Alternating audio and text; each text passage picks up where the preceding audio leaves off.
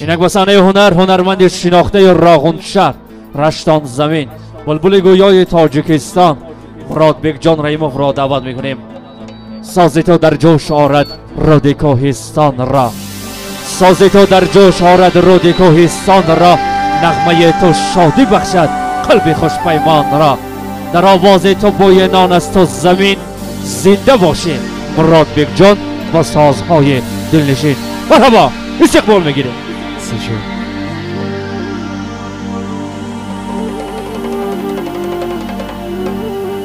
سلامت باشی.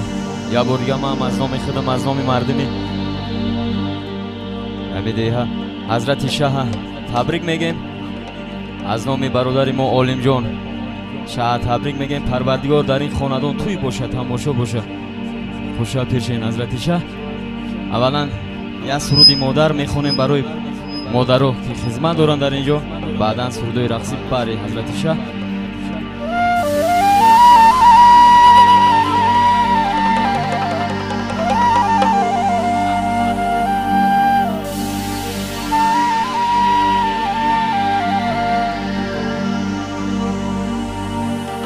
عشقم امیدم حیاتم تویی،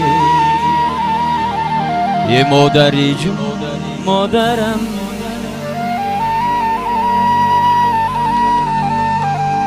قلبم صدایم نوایم تویی، یه مادری جون مادرم.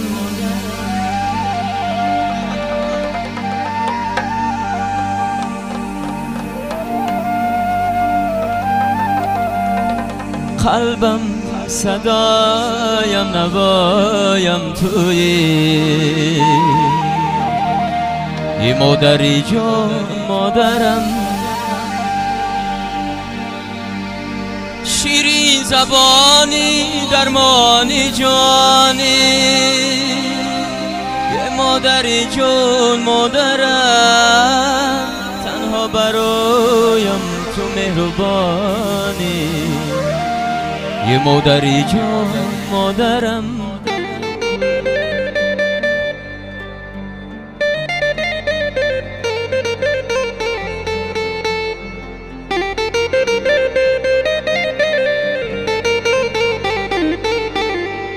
شیرین زبانی درمانی جانی، یه مادری جان مادرم.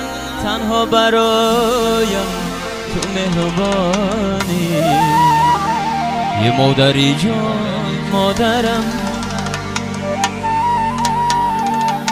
تنها برایم تو مهربانی، یه مادری جان مادرم.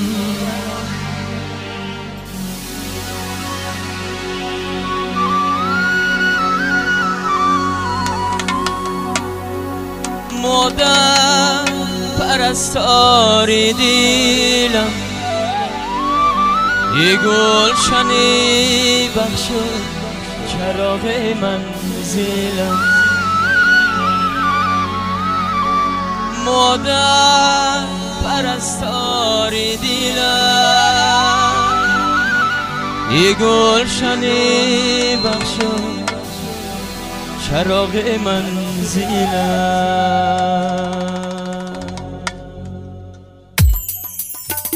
سلطانی غم چشم چراغم مادر، تنها گلی گلزاری باغم مادر.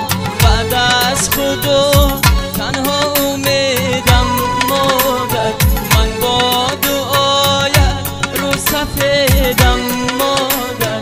مادر پرستار دیلم، گلشنی بخشد چراغ منزلم. مادر پرستار دیلم، گلشنی بخشد چراغ منزلم.